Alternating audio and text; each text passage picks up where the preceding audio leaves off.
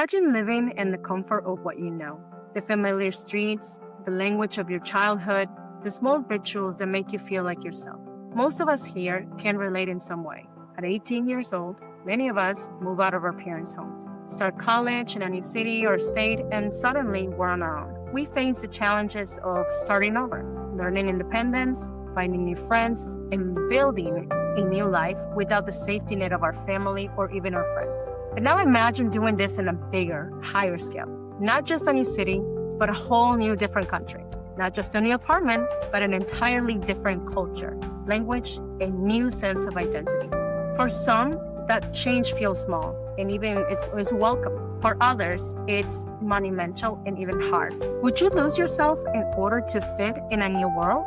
Or who you need to be to adapt yourself to this new culture, this new change?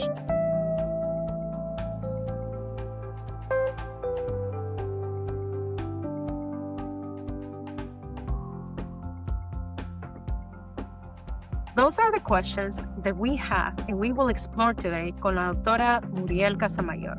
She's a Peruvian Afro Latina, marriage and family therapist in the California area, who works centers on family, trauma, developmental psychology, migration, and the human capacity to adapt and grow.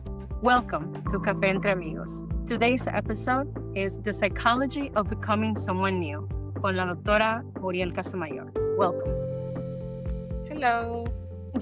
And good afternoon. How are you today?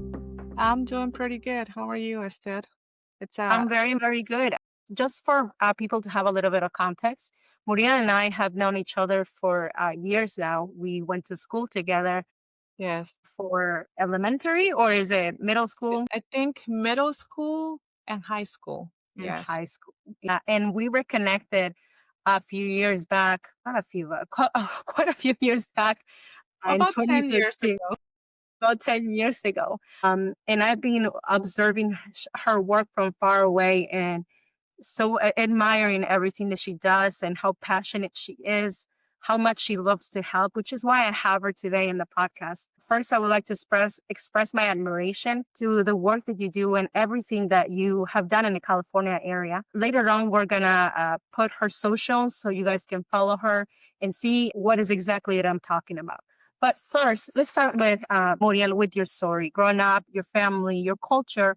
Who were you before a psychology or family and marriage therapist started, or you decided to, kind of evolve in that area? What's your story? Thank you. Well, I think I moved to California when I was 15 years old. So I didn't finish high school in Peru. I finished high school here in the US. And I had nothing to do with therapy, but I think trying to adapt to this American culture was a little bit different and challenging for me. And that's when I first experienced going into therapy. But it wasn't the best experience ever because back then I wasn't documented. My English was very limited and I didn't have so many resources or support that I needed. So that always stood with me, right? If it would have been different on how life decisions I made, things that I end up doing, because of my therapy experience. So with that and other life experience that I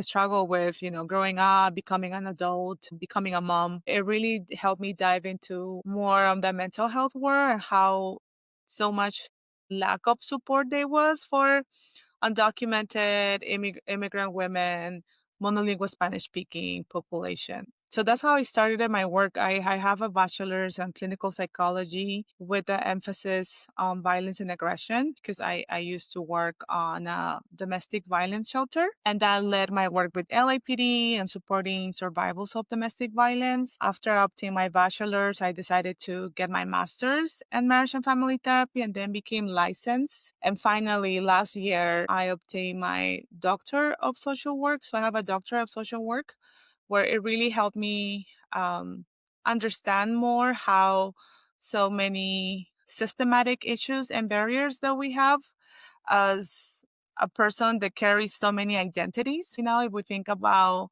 intersectionalities in an individual, whether you're a cis woman, you're gay, straight, trans, you're an immigrant, you're a person of color, and we add more identities, a higher risk of experiencing trauma, a higher risk of not accessing services that you deserve, that you need as a just human being, you know?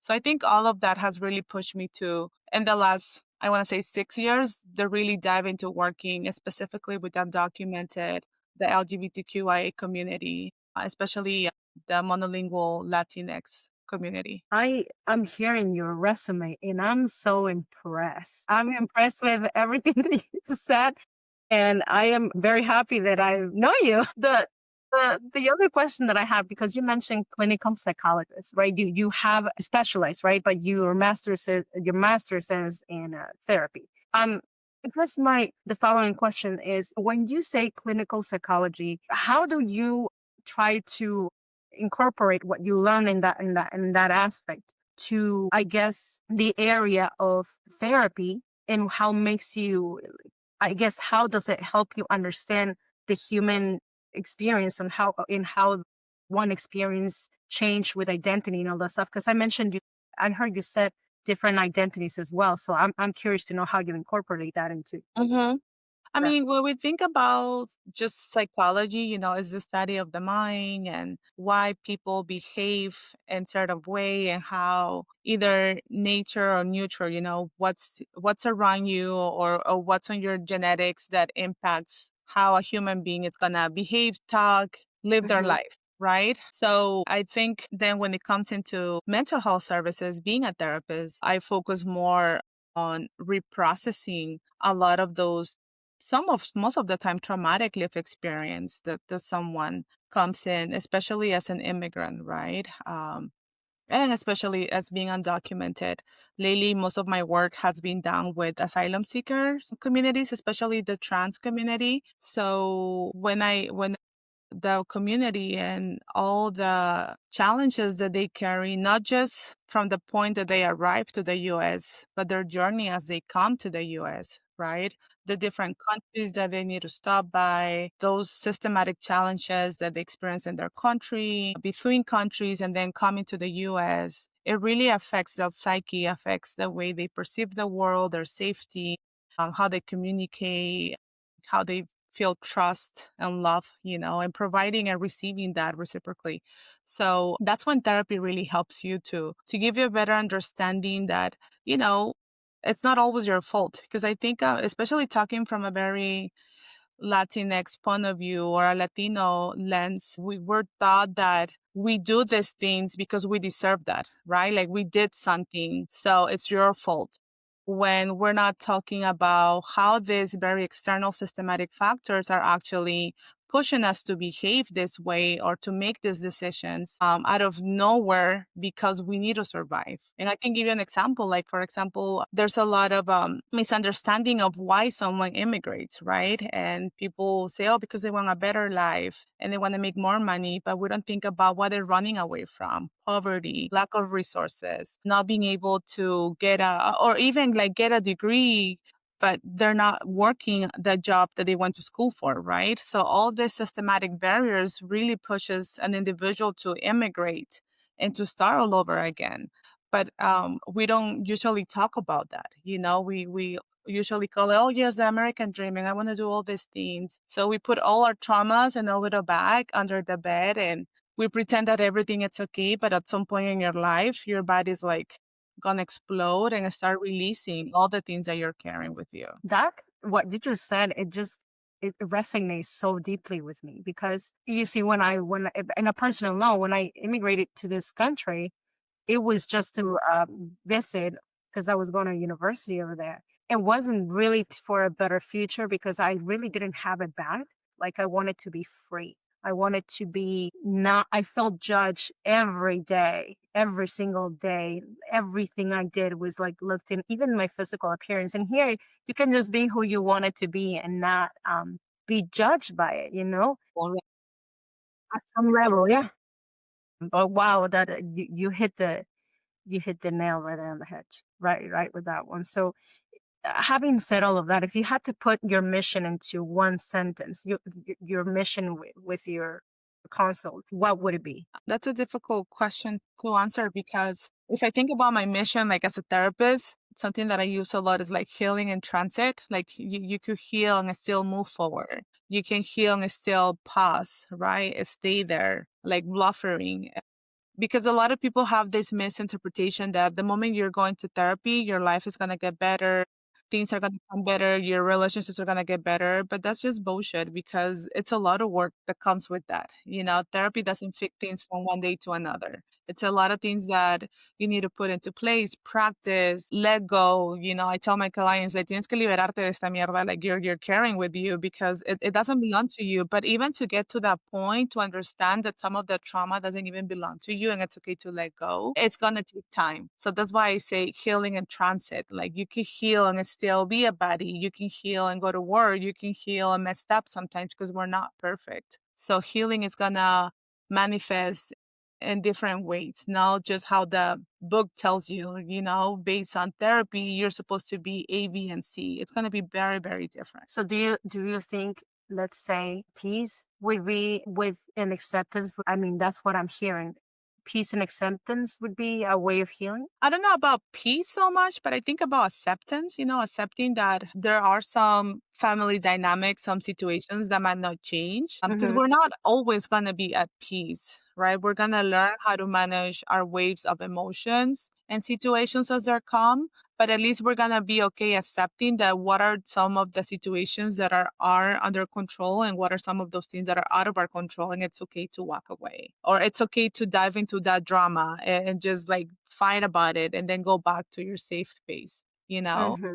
So that's what I mean when I say like, yeah, healing and transit. Like you are still gonna experience society challenges and all these barriers, and all these good things, but it doesn't mean that they don't get to coexist. So, what do you think? Let's talk about just the so everybody understands that people that were born here and they grew up here, they can try to understand, but they would truly. I mean, I believe they really won't know because they haven't gone through the experience. So, for them to understand what kind of we are talking about, what do you think? Or how do you think the immigrant that already, you know, migrate here should do in order to help those people that are living here already for a while and understand their experience and I guess their whole situation. I mean, that's an interesting way to put it because yeah, they can understand if they want to, right? And again, it goes back to I've been learning a lot, especially the last 5 years, about decolonizing therapy and decolonizing the way you think, right? It's very rigid. Like you got to do things this way and people needs to understand, but people sometimes are not going to understand, And when we talk about immigration, we really have to understand what does that mean and what does include to be immigrant because you could be an immigrant that is white presenting and comes with some type of wealth from their family, right? And they came with the visa or they came with the immigration status and their life experience is going to be completely different from an immigrant that is a person of color, that is indigenous, that doesn't come from wealth, that they came here because they were escaping violence, corruption. Their life experience in the US is going to be very, very different. So we have this misunderstanding, this narrative that immigrants should be like this good immigrant narrative, right? Where we have to be this way or act this way. But then we forget about all those challenges that other people have experienced, you know? When I think about my friends in high school, I went to high school with this cis white European girl, and she was an immigrant too, but her experience was completely different because people didn't look at her as an immigrant, right? Yeah. Because of her skin color, her presentation, where Mm-hmm. people looked at me already different because I am a person of color and because they knew right away of my accent that I wasn't born here. So they put me in a whole different box. So it's not about understanding the whole concept of immigration. It's more about what is this person is going through and how can we support them. Like we don't really need to understand much, but we need to learn how to support someone. Because maybe a lot of things you might not align with, but that doesn't mean that you don't get to support or give them the help that they might need, right? Mm-hmm. So I think it varies. Like when we talk about immigration, but we talk about first gen, parents of children of parents that were immigrants, their experience is going to be a little bit different from someone that just came to the US, and it has different challenges in life. So, having heard you say your own experience in high school, right? Did you ever feel, because you come from, we come, both of us come from Peru, a South American country. Did you ever feel like you were two people in one? I think at times, yeah, because I first of all, when I came here, I didn't like this country. I wanted to go back right away. It wasn't a choice, right? I came because my parents thought it was the best thing for me to do. So yeah, trying to fulfill that, that expectation of my parents, but also try to understand now, who am I in this world with these things that I have now? Like, what did I get to do? Like, I had my whole life figured out when I was in Peru, where I wanted to go to school, what I was going to do for like when I grow up, things like that. But the moment I came here, all of that shifted, right? All of that was challenging. I needed to adapt. But even that process of adaptation, which I feel like I never fulfill it, it was difficult. So yeah, I felt like I was being two different people at the same time. So do you think that people that like you, like me, because I felt the same way. I even sometimes I used to think that the tone of my voice would change when I spoke in Spanish and when I would speak in English. And sometimes I try to catch myself, and even my daughter says it. But for people like us, I guess, do you think that we have a grieving process throughout our life here based on what we left behind? Yeah, definitely. I think we always gonna grieve, right? What our life would it be like if we never migrated to the US? And grieving, it's an ongoing experience. It doesn't have an endpoint because there's gonna be days that you feel okay, but then you're gonna remember about that the time that you came here and how difficult it was, and you're gonna go back to that grieving experience again where you feel nostalgic or you're sad or you're thinking about family members, friends, because there's such a big disconnection, right? Even though I think I'm very close to my family in Peru, I'm definitely not close to them because I'm no longer there. Their life continued without me. And I had to build a life here. So even though, like, yeah, we do talk here and there, it's not the same anymore. So grieving that loss, not just of moving here, but the loss of the relationships that I lost with friends, with family, with myself back then, right? So it's something that you will struggle with your whole life. Like I said, it's not an endpoint, but it's more about learning how to navigate those emotions as they come. And that was my next question. For people that, again, grew up here, and also for the people that did the same thing as we did, how do you think we can, I guess, control? Because there's times, I'm not going to lie, and I'm going to speak about myself so that way people can try to relate. There is times when I'm seeing things happening, nowadays, and I just can't understand how empathy is not there for some that have gone through the same process that we have, or even family members have gone through the same process, but I feel it. And so, how can we learn to navigate in this world where everything is just taken so out of context when it comes to our emotions? I guess, how do we navigate that? Those type of people, I guess I should say. Uh-huh. Well, you want to talk about politics and the You want me to political call? But climate. it has to go with the emotions, how to And you navigate. can talk about emotions, right? But I think the bigger picture, and I'm not gonna dive more into it, but the bigger picture is that we as and again going back to these systems of oppression, right? And understanding how colonization really oppressed our culture, our language, who we were as an individual, and then diving into what is capitalism now and how we try to understand being connected with our emotions. It's a mix of everything. Like you actually need to be able to see the bigger picture. Like, I understand when people say, I don't get how Latinos are supporting X, Y, and Z, and I see, I understand, because it's how much they want to be white presenting individuals, and they have to do as much as they can to be that white person. But you're not going to be able to see that if you really don't pay attention to how these systems of oppression, the systematic barriers, have created all of these challenges that we're struggling now with. So when people talk about the lack of empathy or applauding how people are being kidnapped or how people are being treated on the streets because of a specific religion or specific political identities, it's because they didn't have the same life experience. And even if they did, they have decided to just shove it up and not think about it and try to be this person because they want to be part of this movement so bad, right?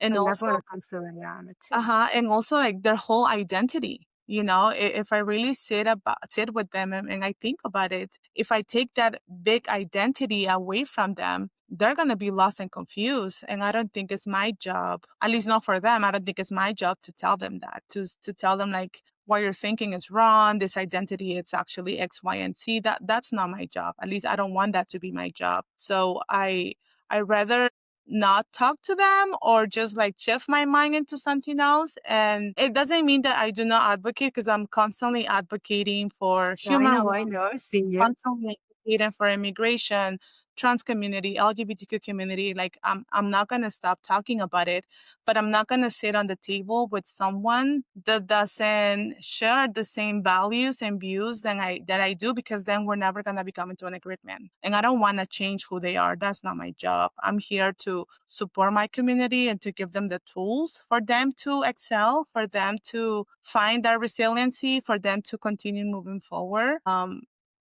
And try to navigate all this racism, discrimination, atrocities that they're experiencing. I guess, what could allow us as immigrants to grow as individuals in this country emotionally, I guess, or as people, as persons. What, with your take, with your experiences and your education, what could be your And I think this is where I give a disclaimer that this is not a therapy session. But I think when we talk about how it's going to help an individual to overcome these barriers, to feel better, it's going to be community, right?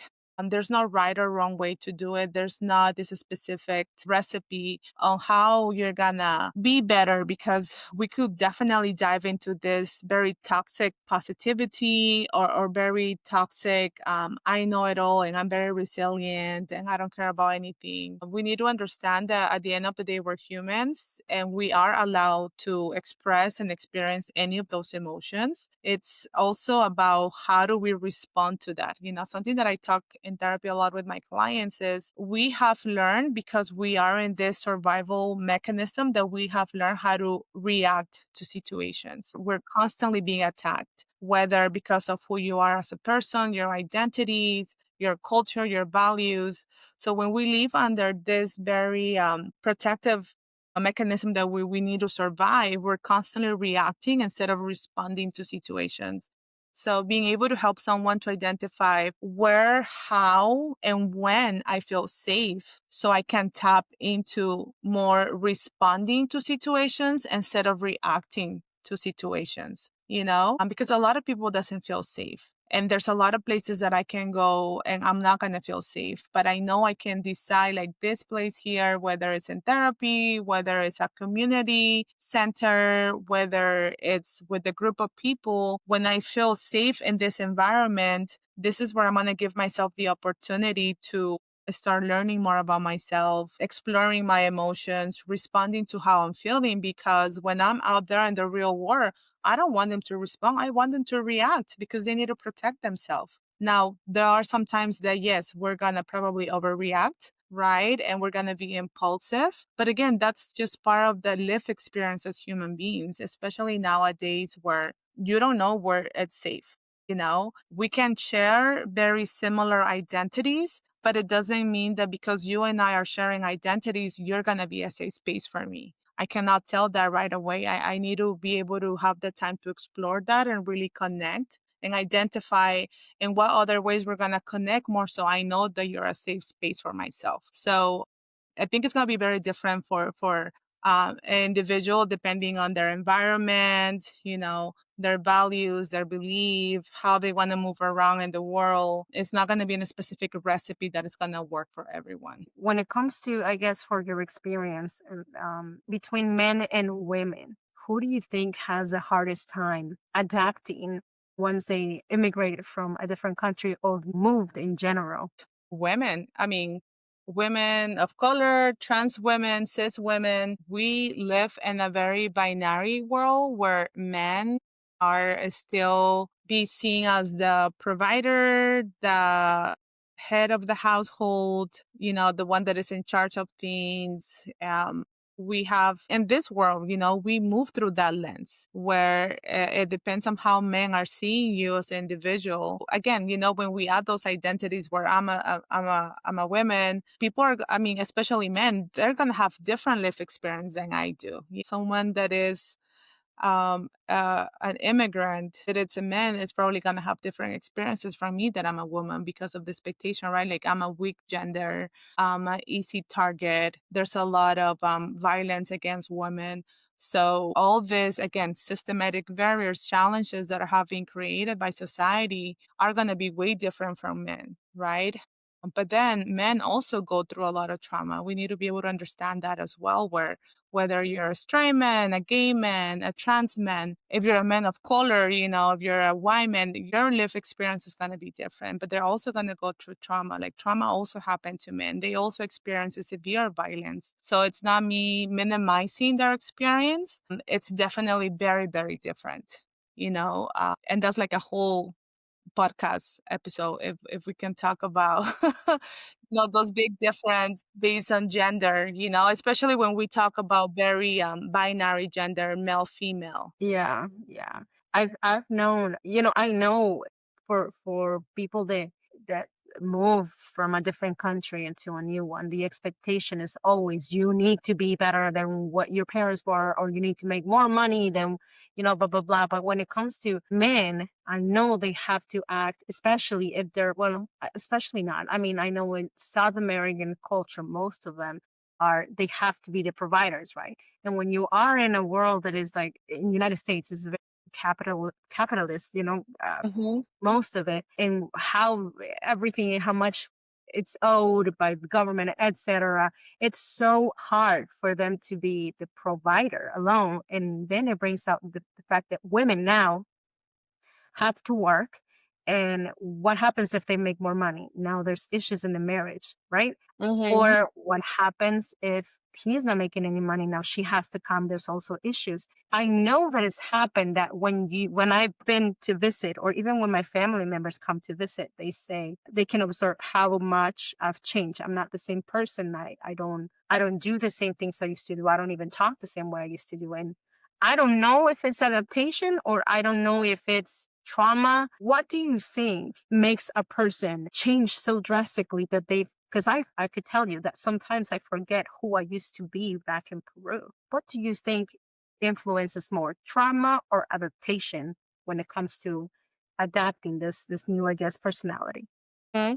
I think it's everything, right? When we think about trauma, for people to understand a little bit, the way our brain processes trauma and recreates this neural connections again, it's really gonna affect how you see the world. Right? Because of your traumatic experience, you no longer trust people. You no longer trust yourself. There's this disconnection. So I think it's very different from as we're adapting, then trauma is going to influence the way we adapt into a new culture. Because once the safety component it shifts, it changes, and you no longer feel safe in your own body, for you to order adapt to this new culture, it's going to be more difficult because you're trying to understand this new way, this like new sunglasses, to see this new culture, to see this new world, but you're still carrying a lot of traumatic events that happen to you. So they're going to clash a lot. So that adaptation process is going to be difficult. It's going to be longer. And again, we always talk about adaptation as something positive,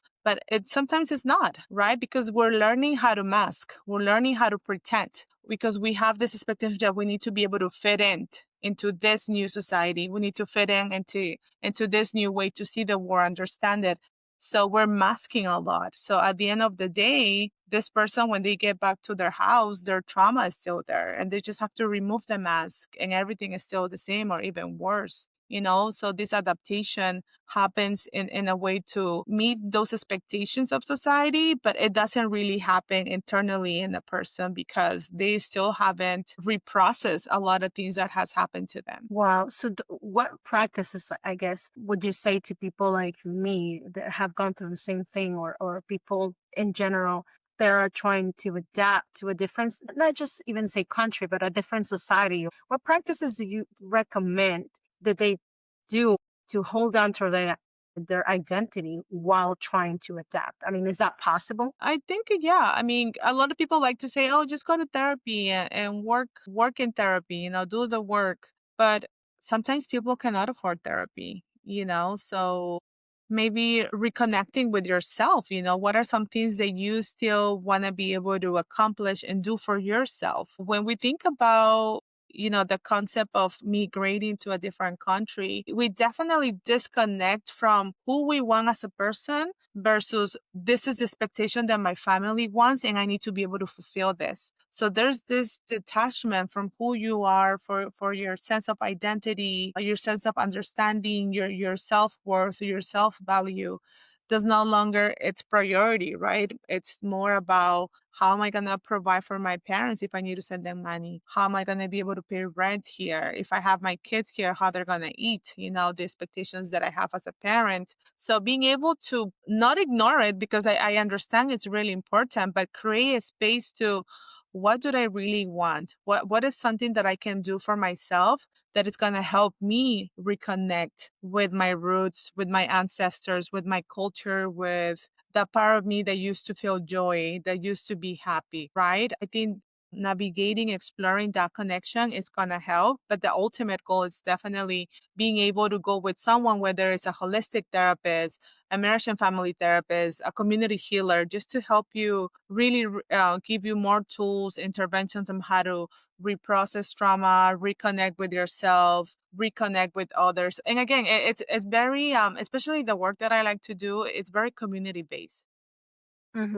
I understand that the Western culture has teachers of how to be this amazing therapist, but we know that this does no longer applies to all this different diversity of individuals that we work with. So even as we talk about, the decolonizing concept, it's like Western culture does no longer supports and helps heal someone that is undocumented, that is a person of color, that is a trans woman, because Western culture or Western studies was based on white people. And they didn't think about these other cultural factors that an individual carries. So I think again, going back to connecting to yourself, to your roots, to your ancestor, your native language, I think it's what's gonna help a little bit. And understanding that not everything it's about hustling, working. It's okay to rest. You're not being lazy. It's okay to slow down. It's okay to take a day off. Um, and that's something that I try to practice myself a lot because I am a workaholic. I'm always working, I'm always doing something.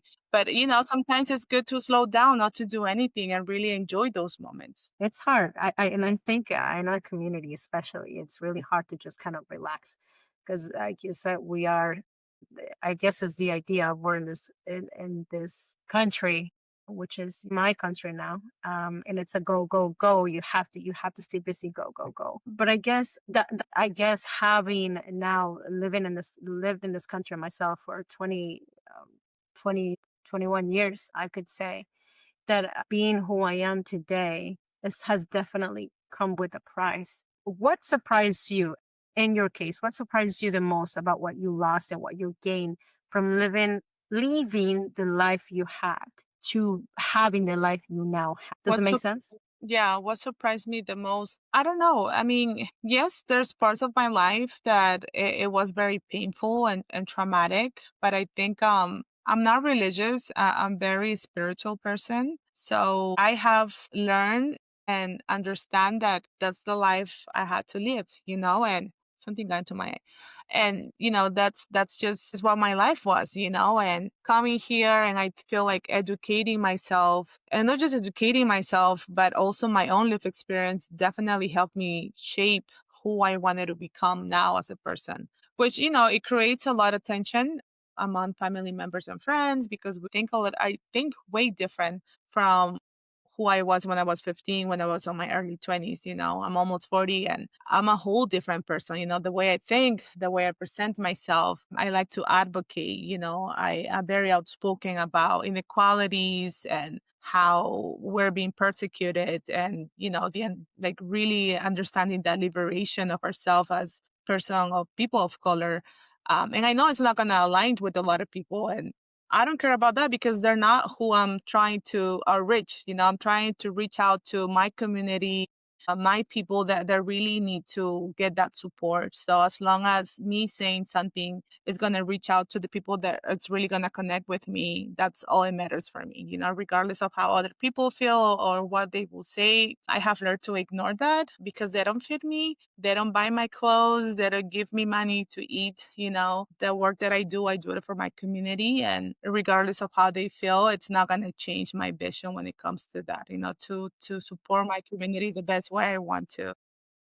So I think what you're saying, it's something that I also learned, but really that thought is not really embedded into the South American. I'm gonna say South American community because that's now we are raised to really think about and respecting what other people say or think, right? I think that thought of individuality and having to respect our own thought and say and stand in our ground and be like, no, this is how I think. And if you like it, you're like it. And if you don't, you don't. It's something that I think I learned here. And I feel like it comes from the same place for you.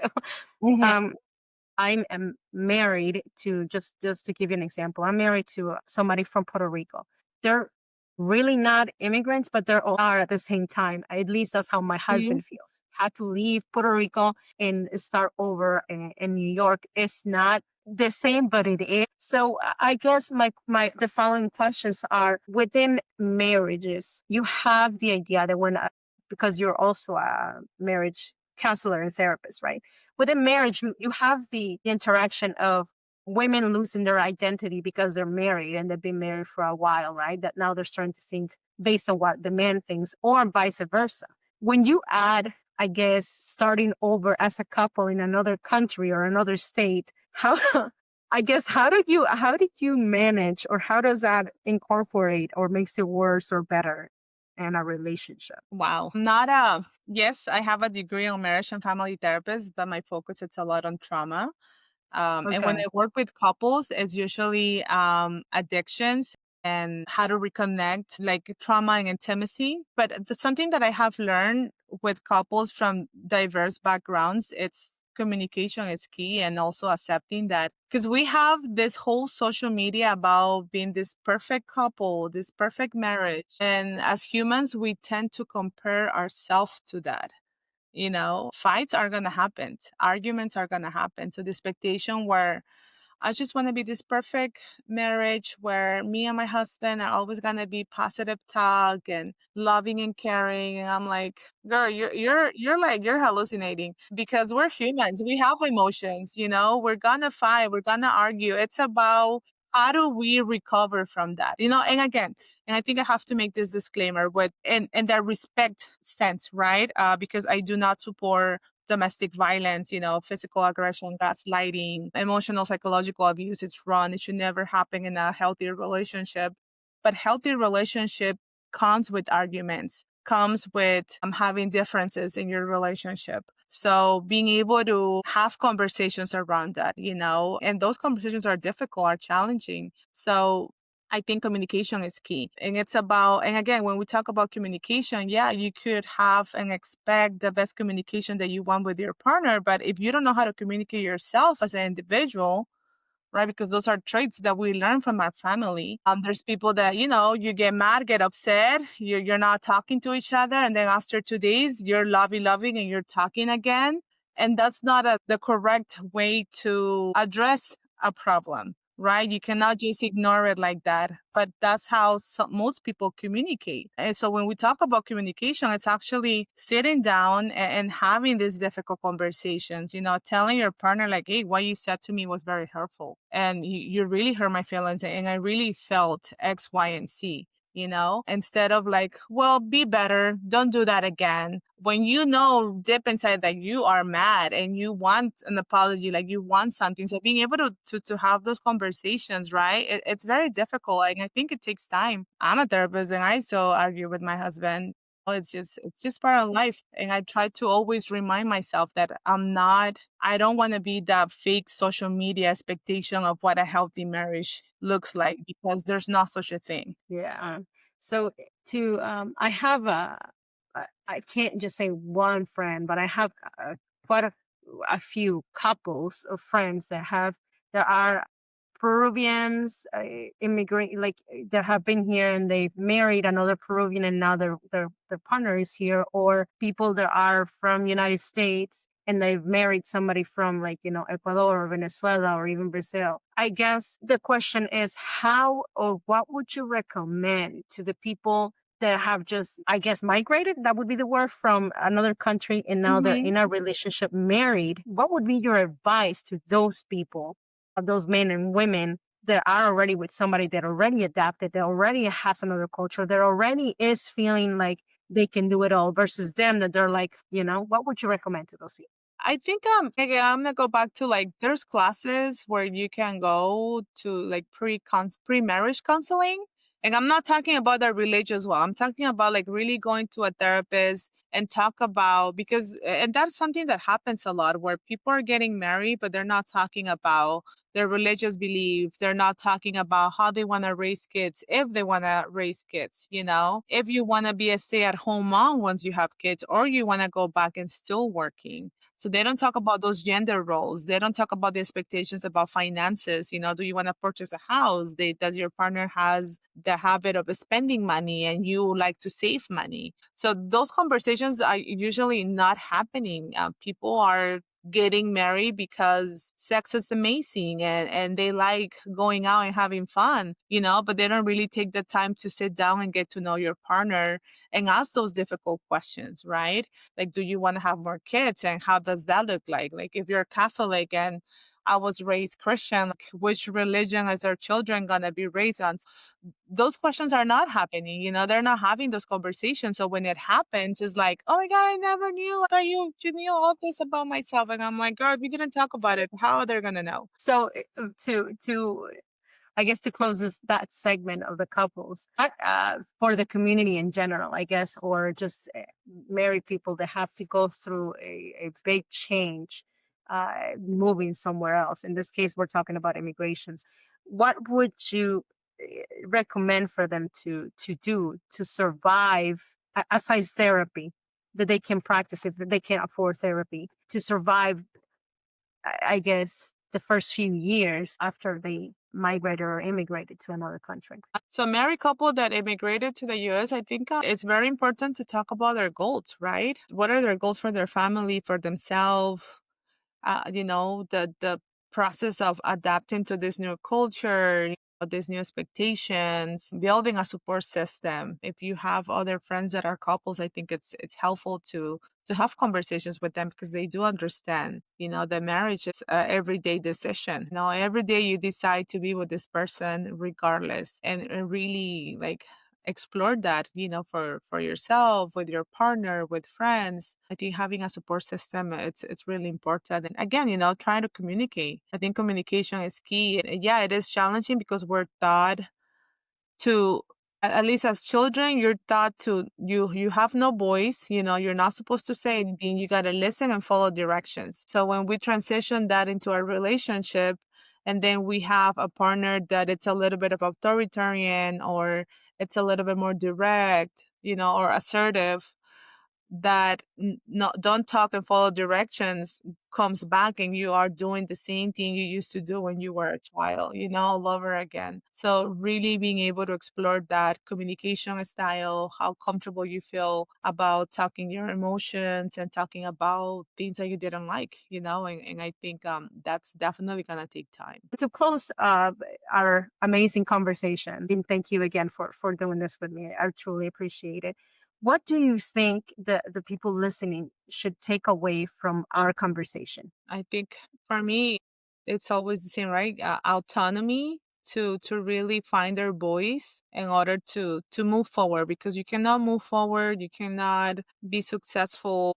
And when I talk about being successful, it doesn't mean just financially, but being successful in the sense that you are in connected with yourself, and finding your voice to speak up, and having the autonomy, the agency to make your own choices. And I think that's very difficult to do nowadays, because we feel that we have to constantly follow this protocol, this way to do things, so being able to find your voice and find your community, I think it's what's gonna help you. So that will be something that I want the listeners to take with them.